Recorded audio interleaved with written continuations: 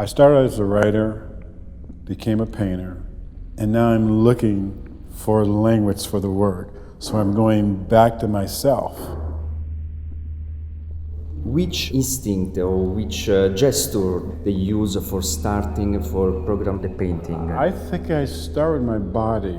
It's just like I create a shape that responds to my body, that I create a shape that equals my body. Like, so for instance, the 6x4 pieces, the 72 inches by 48 inches, are in fact my body twice. So it's my shoulder length and height 2 times. When I do the 7-foot squares, it's my wingspan.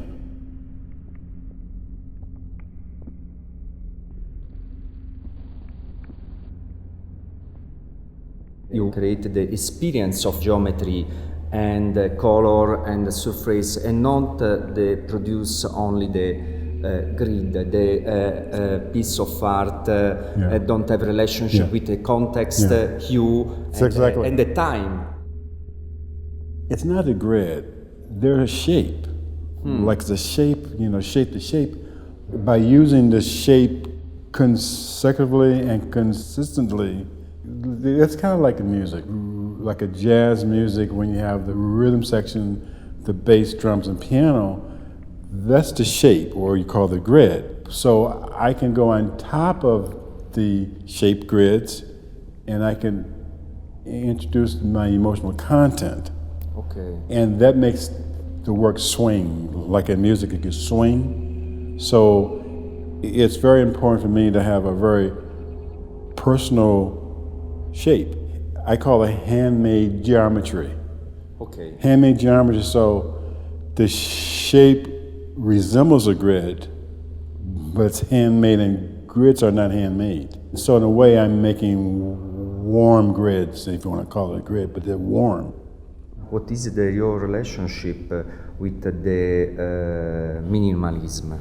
You start in the working in this time, but you take the other street. But probably you reinvented the new approach at the question touch from the minimalist art. For me, it like broke down what art means. It's like it was so you could really see all the artist's intent. I was the first person to use what they call paint sticks now. The one thing that minimalism did teach me was that you have to find something that only you do. So you choose a material that you made up, and that was just right for me. Because I could put my heritage, my Southern Black heritage, on top of this strict white minimalist movement. You propose and the change in this the idea of the concept of minimalist. Minimalist normally is propose absence of time because is the grid and don't have a relationship with the world they have around the experience. But you not. You decide to create the image. The grid, they have the shape. The shape. Not the grid. The work in progress in the mind of the audience. They have the relationship because you put inside of the grid the you experience and the idea of the unconscious. Speaking with the grid shape from the unconscious because it's a paradox in one way. But it's not the unconscious, I call it the underconscious, because the underconscious is about raw intellect. Raw intellect, that means not from an intellectual or academic standpoint, from a pure emotional standpoint. It's like I'm the explorer without a compass, explorer without the compass. So you pride yourself in getting lost and then finding yourself. And I think that's what I do in my work.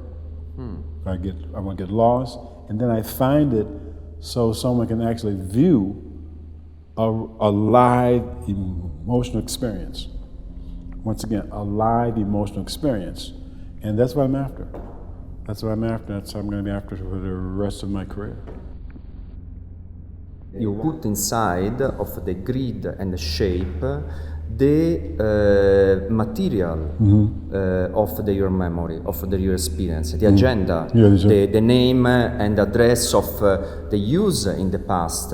It surprised me because you see the information, but this information is the part of your experience, and you open this experience at the eyes of the audience. Around this information exists life, time, people crying, people dying. So the information that's on the surface of the painting, it's based on my address phone book. I started this book in 1972, long before there was the internet. Like when I look at the book, when I looked at it, there are cross outs, there's reds, there's blues, there's brown, there's sepia. So I started to look at the work as an image of art.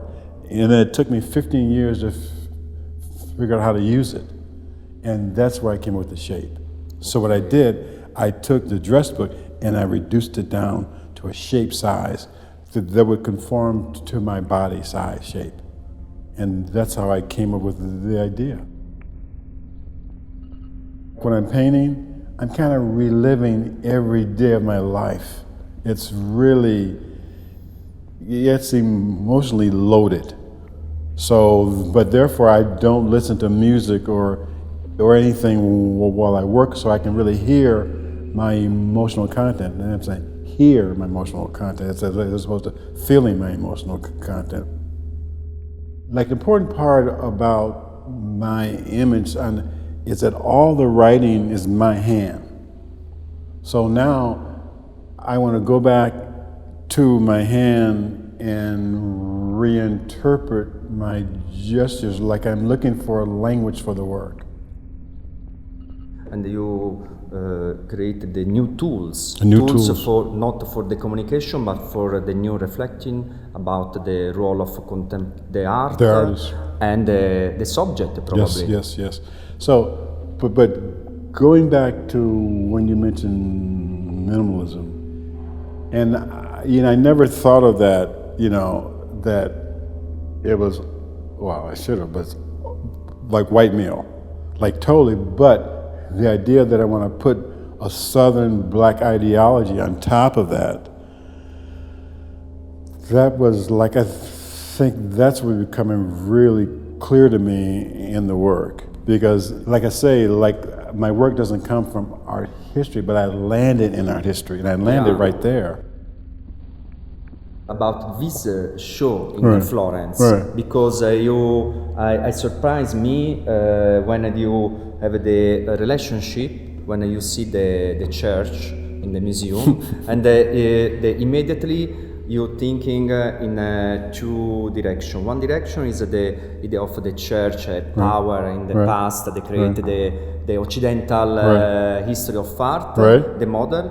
The other, you remember your story. The father is a preacher. Yeah. Me sneaking out of church, hating church, and then now I have the obligation and the desire to make an altar painting, an altar piece. It's like I've literally come full circle. But it's a lot to do about my heritage. It's kind of I'm not afraid, but it's a little scary, and I love being scary. Ah, yes. Yeah, because you're on the edge. I want to leave a trace. Okay. A trace, a map where someone can like discover the underside of the work. Not the overside, like all you have to be is smart, see the overside of the work, but the underside of the work, you have to give up your body, give up your brain to go discover the underside of the work. And me, that's how I am naturally. I go on the underside. I made myself up. So I had to I hate to say this, but I had to like reinvent art. Like, bam. That was me. I found home. And I like home. I still like home.